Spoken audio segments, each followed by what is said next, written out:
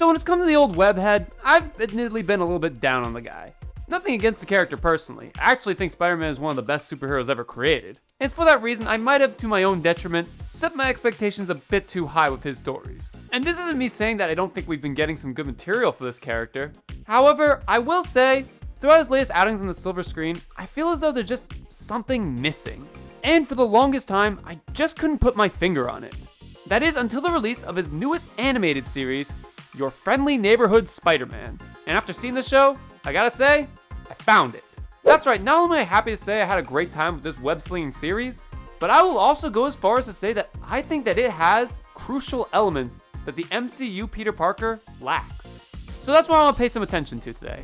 What about Your Friendly Neighborhood Spider-Man seems to hit that sweet spot that these multi-million-dollar blockbusters just kind of missed the mark on. So, let's discuss.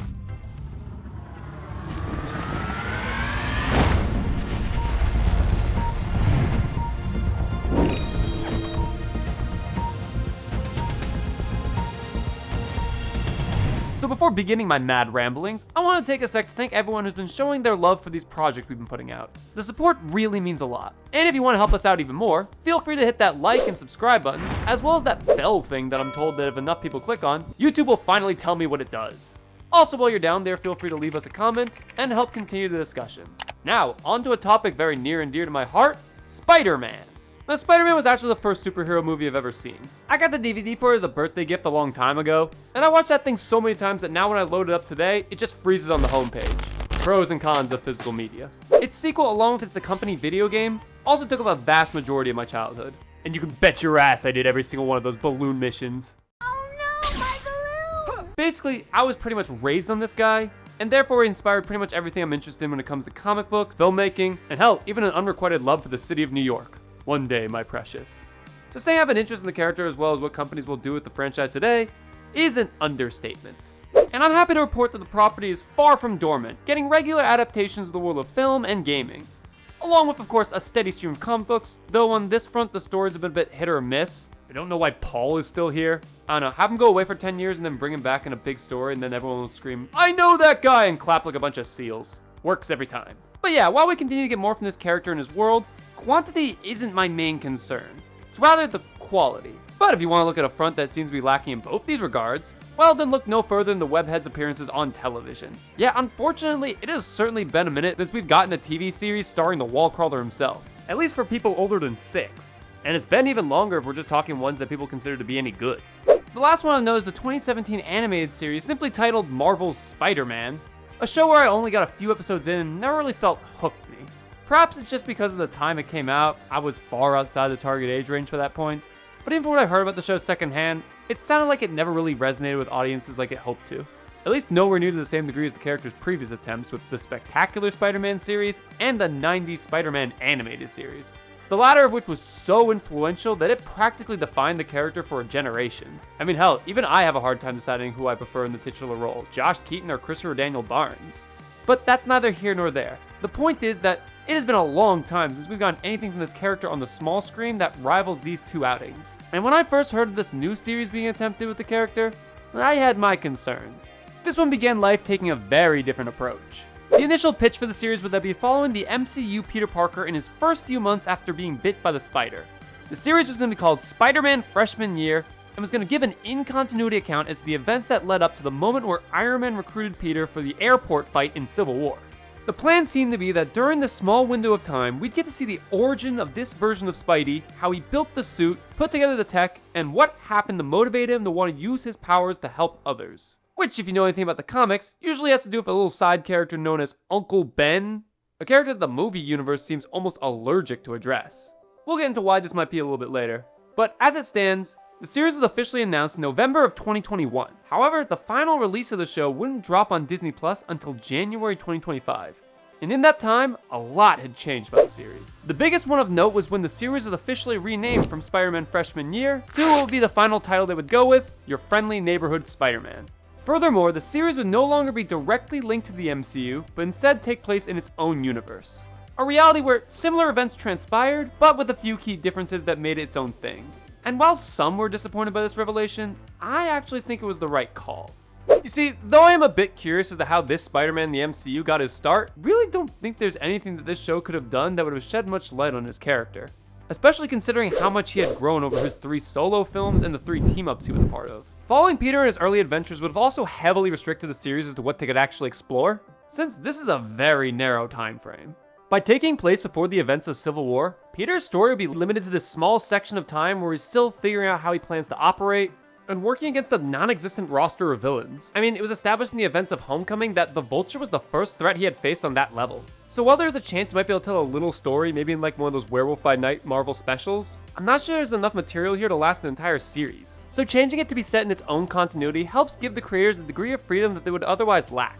Additionally, not having to have it fit into the MCU canon opens up so many doors and possibilities that the story could go, and you can bet that they took full advantage of these opportunities. Your Friendly Neighborhood Spider-Man is not only a great series in its own right, but lets us spend time with the character in a way that the movie version never was able to do, free from the shackles of having to be part of a larger universe, along with doing away with those strange and pesky legal complications that the film version had to contend with. Yeah, if you didn't know, the Spider-Man movie rights still to this day are owned by Sony Pictures Entertainment. Though the companies managed to play nice with each other and share the character during specific and authorized movie collaborations, the rest of the Marvel Universe still keeps Spider-Man at arm's length, meaning that despite appearing in other people's stories from time to time, and others entering his, Spider-Man is viewed as less of a member of the Marvel Universe and more like an on-again, off-again guest star. Elements from one franchise are never really able to be shared with one another, and thus Spider-Man's section of the universe always felt like it was in its own little bubble, divorced from the greater goings-on of the MCU. It's for reasons like this, pivotal figures of the Spider-Man property like the Daily Bugle, his supporting cast, and even Oscorp are heavily altered or removed altogether. Every single bit of cross-pollination between these two has to go through an army of lawyers before it is even approved.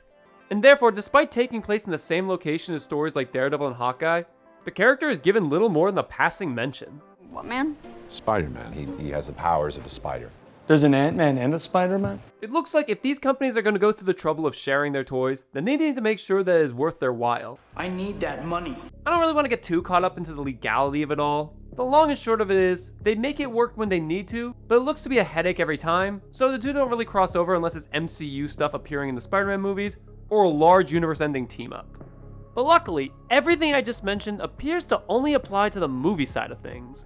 Meanwhile, on the TV side, as long as the project is under the 30-minute mark, then it looks like it's a whole different ballgame. Yeah, Spider-Man's TV rights still seem to be at home with the House of Mouse, meaning that when it comes to shorter TV shows, it looks like they don't have to jump through the same legal hoops they normally have to. But enough about how the show came to be, now let's look at what it actually is, and why I ended up liking it so much.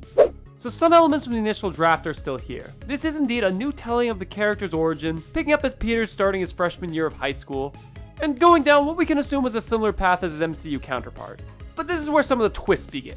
Because I don't think the MCU Spidey had a giant portal opened up over his school on his very first day, resulting in a mysterious spider falling out and changing Peter's life forever. Oh, there was also some kind of alien monster that fell out of that portal, along with the Sorcerer Supreme himself, Doctor Strange. And their battle kind of resulted in Midtown High getting pretty wrecked. By the way, a fun little detail about this series is that a number of the characters that appear in both the MCU and this universe are played by the same actors. So Benedict Cumberbatch comes back to reprise his role as Doctor Strange. He plays the role pretty much the same, only this time now it's animated. And we'll get more into the animation in a bit because I got a lot to say about it. But with the school being left pretty worse for wear, along with Peter himself, the story fast forwards to his first day of school, and unlike the first go around, this time we get to watch Peter's rushed commute with a bit of a spider twist. And it's here I want to address one of the big changes the series makes in the film. And that is, unlike his film counterpart, this Peter doesn't attend some fancy STEM school, but instead an average regular American high school. And because of this, instead of having every student be a bona fide scientist in the making, instead there's a bit more of a diversity and variety in terms of their walks of life and career ambitions. And I gotta say, it's been forever since we've seen this. Seriously, for like the last decade, Spider-Man shows have been afraid of putting him in anything less than a superhero high school or a school for geniuses. They're always trying to put Peter in something of a superhero Hogwarts. But the problem with this is that, yeah, even though Peter's a brilliant scientist underneath all those wisecracks and jackassery, that sort of stuff is more or less unique to him in terms of his social circles. And even in the films, having Peter be surrounded by a bunch of science nerds like Ned, MJ, and even Flash, not only takes away from the uniqueness of Peter being as smart as he is, but also means that everyone's attempting to go down the same professional path. I mean, come the third movie in No Way Home, not a single student isn't trying to get into MIT. Like, what about MJ's acting career? Or Flash Thompson's football scholarship? Having everyone just be another nerd like Peter? overly simplifies what could be dynamic and clashing personalities. Also, having him attend a STEM school takes away from that relatability that is fundamental to this character.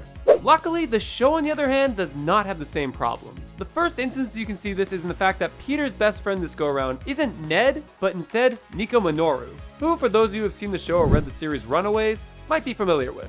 You see, unlike Ned in the films, Nico is nowhere near as interested in the world of science and robotics as puny Parker is. Instead, their interests more lines of cult movies and pop cultural obsessions.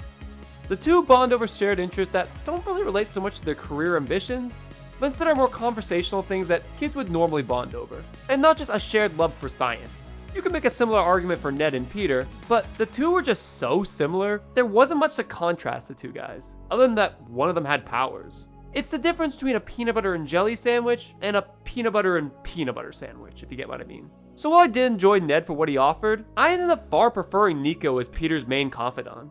And the rest of the cast receive a similar degree of care in how they're treated.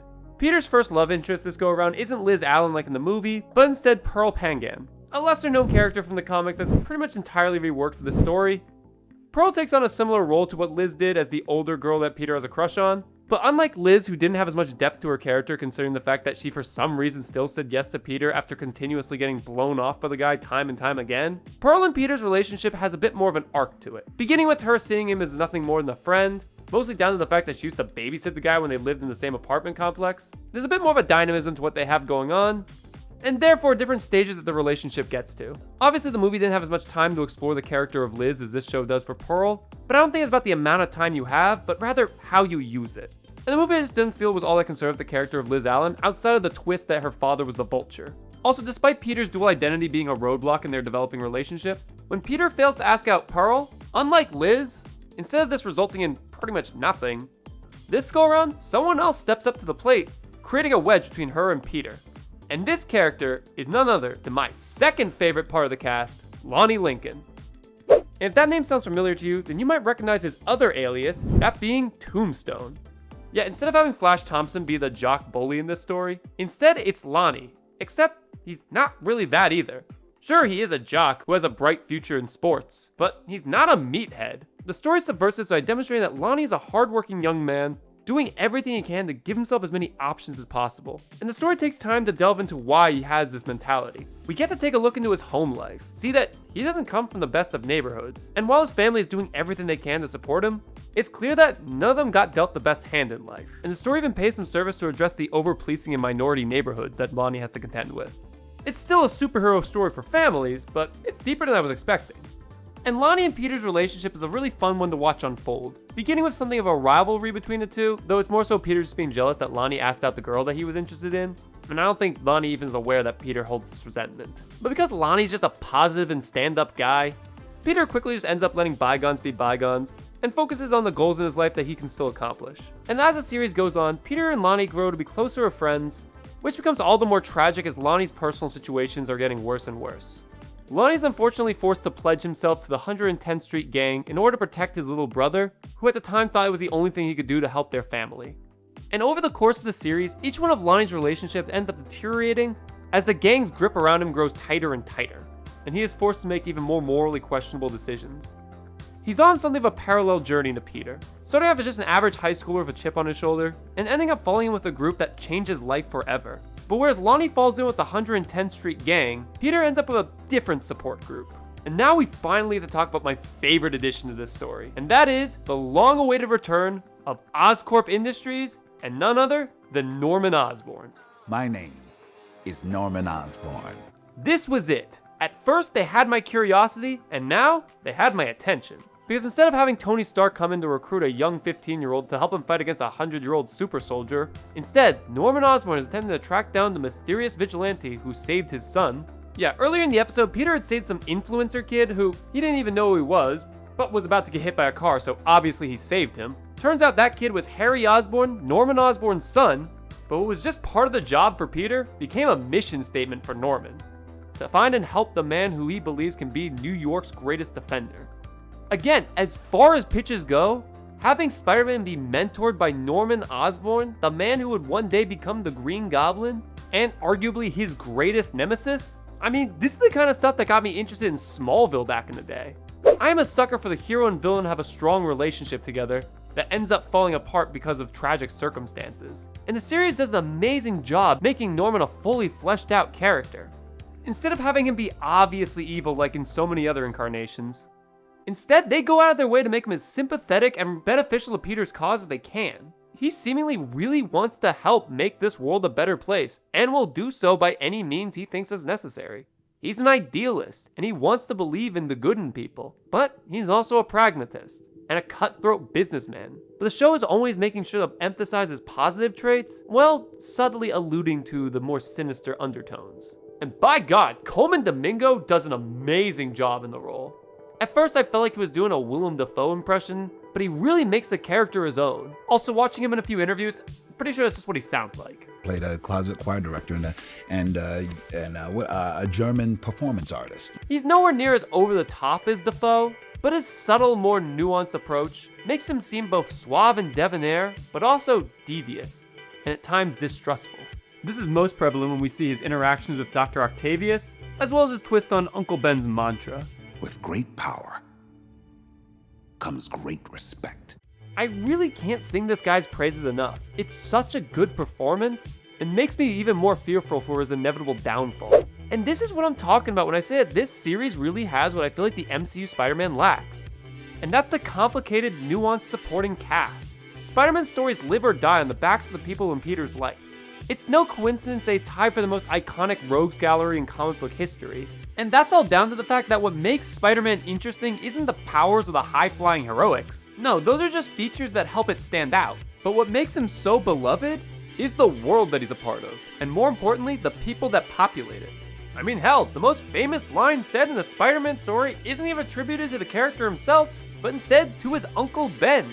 You know, the great power, great responsibility line. Or well, technically that was said by the narrator in the original comic, but it was eventually retconned that that was something Uncle Ben would say all the time. I don't know, maybe the guy just read a lot of Voltaire. Peter is nothing if you remove those who he cares about and the relationships he's trying to maintain. That's all part of the balancing act of being Spider-Man. And it's also part of the balancing act of growing up. In contrast, the MCU Spider-Man just feels kind of surface level. He rarely comes into conflict with those he cares about. And most situations that do arise from his dual identity are often solved with a quick conversation. And when he does leave things on bad terms with somebody, well, they quickly exit the story anyways, so it doesn't really matter too much now, does it? There's never any misunderstandings, betrayals, or lasting resentment. I mean, hell, Aunt May got killed by a multiversal Green Goblin who in the end was depowered and sent back to his own universe. Could have been someone who at least was still on the same Earth as this Peter. I guess you could say a benefit of this more agreeable attitude everyone's written with means that no one in the cast stands out as particularly annoying. And it was unique to see in this go-around Peter have an absolute ride-or-die best bro in the form of Ned, even though they pretty much just stole Genki from Miles' comics. But that agreeable nature everyone is written with does detract from the drama. And maybe you're thinking to yourself, well good, that stuff was annoying anyways and I didn't like seeing it in the original series. But I guess in that case, you and I are looking for different things in our Spider-Man stories. I like it when we see the success of Spider-Man result in greater personal struggles for Peter. Watching him have to learn and developing that balancing act is lost when you don't see him struggling to maintain it in the first place. And that's exactly what we get in this show. Peter here struggles to hold down the relationships and people he cares about in his life. Harry, much like Ned, serves the role of the ride-or-die best bro, but unlike Ned, he struggles to fit in with the rest of the crowd, and is often resented by other members of the cast. And Nico isn't immediately accepting of Peter when she finds out that he's Spider-Man, viewing it as something of a betrayal that she was the last to find out. Meanwhile, you have Lonnie's life completely falling into disarray, and because Peter is so caught up with his own problems, by the time he realizes that his classmate and friend is struggling, it's too late for him to do anything about it.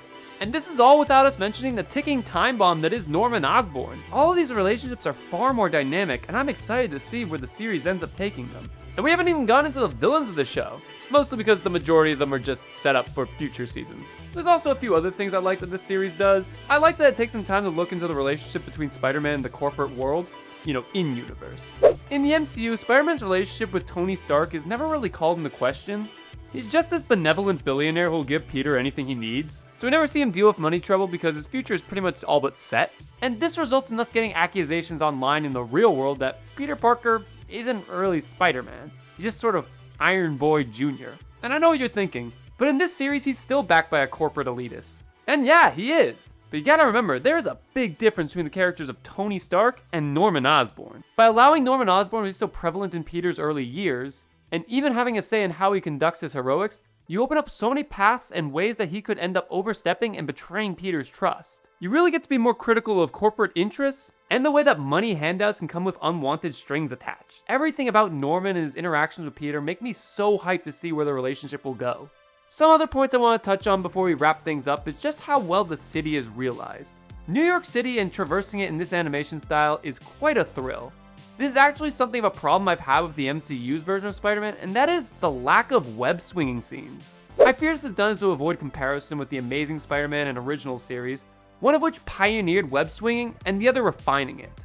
The MCU, on the other hand, would never craft a single web swinging scene anywhere near what we got before. And I still don't know if this is a vain attempt to make this Spider-Man different from what came before, or maybe just John Watts doesn't have a good eye for these sort of shots. At least nowhere near as much as the previous two directors. Your friendly neighborhood Spider-Man, however, while not being as technically impressive as those two prior iterations, manages to still capture the fun and freedom of slingshotting yourself around a concrete jungle. In a way, it reminds me of the MTV Spider-Man series and how it depicted web slinging, but with 20 years of technical advancement and an art style more in line with the Ultimate Spider-Man video game, bridging the gap between the comic books and 3D animation. In fact, as a whole, the animation really impressed me. At first, it kind of felt flat and cheap, like this was the best that Disney could roll out on a budget, but after the first episode, it really ended up managing to win me over. They obviously were going for a more Steve Ditko bright and colorful comic book feel, along with those graphic novel overlays and transitions. It still doesn't hold a candle to my favorite animation the studios brought us, that being X-Men 97, but it stands tall as a strong second best. And it's leagues better than whatever What If was doing. All in all, I had a great time with this show. I wish I could say it was perfect, but no show ever really is. And in truth, I think it's best that I save the flaws I have with this project for a follow-up discussion. Mostly because one of the problems it has really rubbed me the wrong way, and I don't think ever really got better. But again, we'll dig into that another time. For now, I just want to talk about the good and how much I enjoyed the ride, as well as how I feel like it improves on what came before, while also managing to do its own thing. So yeah, those are the things I really liked about Your Friendly Neighborhood Spider-Man. And now the season has come to a close, the race is on to see which animated Spider-Man project is released first. Will it be Season 2 of Your Friendly Neighborhood Spider-Man, or the final chapter of the Spider-Verse trilogy? I can't wait for that stupid saying of "we got X thing before GTA 6" to become "we got GTA 6 before Spider-Man Beyond the Spider-Verse." And by the way, if that does happen, remember, you heard it here first.